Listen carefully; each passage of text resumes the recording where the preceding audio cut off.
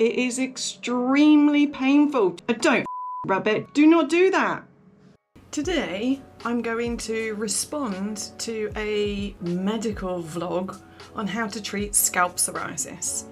And I wish that my mum had had this knowledge when I was little with psoriasis, and that I'd had the knowledge and hadn't had to spend 3 decades figuring it out for myself. So I hope you enjoy, and I really hope that if you've got psoriasis, this helps you in your treatment.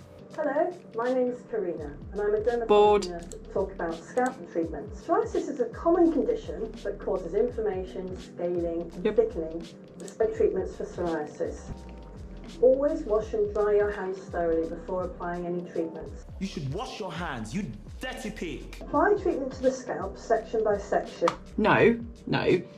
Right, doing it section by section takes hours. It takes hours. Just wallop it on.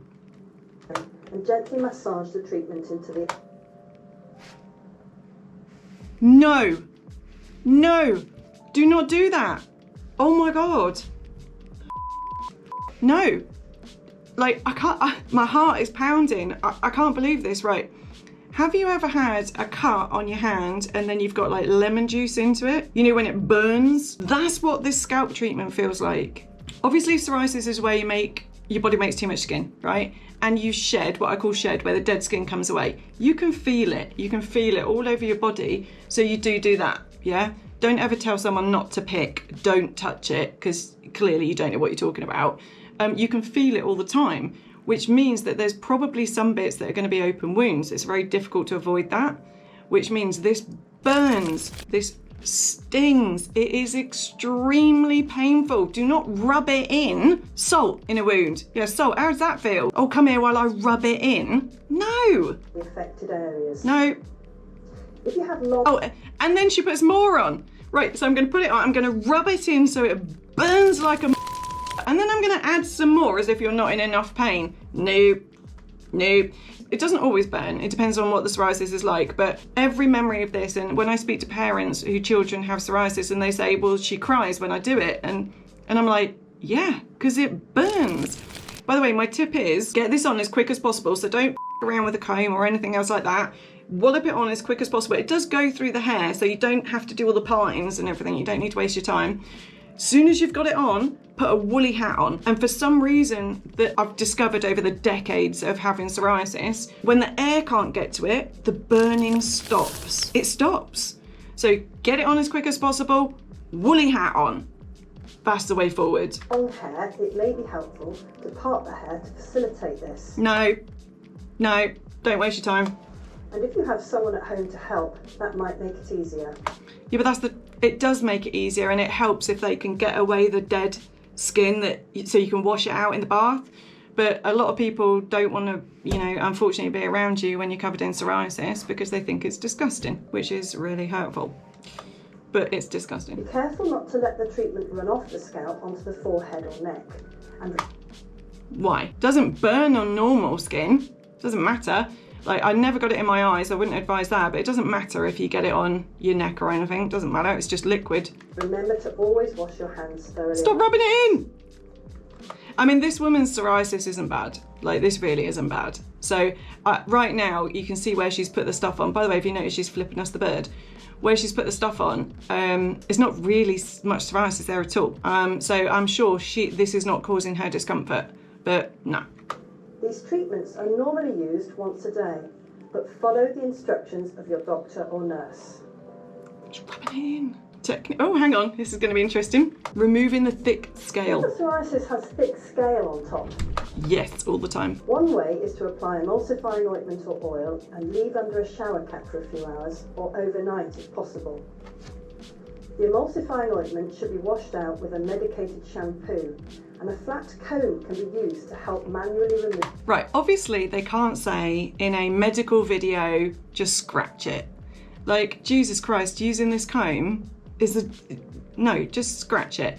And I get what they're saying about using the thick cream because it softens it so it comes away. The scalp ointment that she's using, the Diprosalic, it does that as well. Diprosalic is actually great. It really does help with psoriasis. With any loose scale. Avoid picking though, as this can make the psoriasis worse. Shut up. Shut up. Right, so she's saying avoid picking, but she's picking with a comb. That's what she's doing. She's using the comb instead of her fingers. She is picking. This bit of the vlog is about picking, because you shed so much, you have to get the dead skin off. It comes off, you have to get it off. You can feel it, it's awful.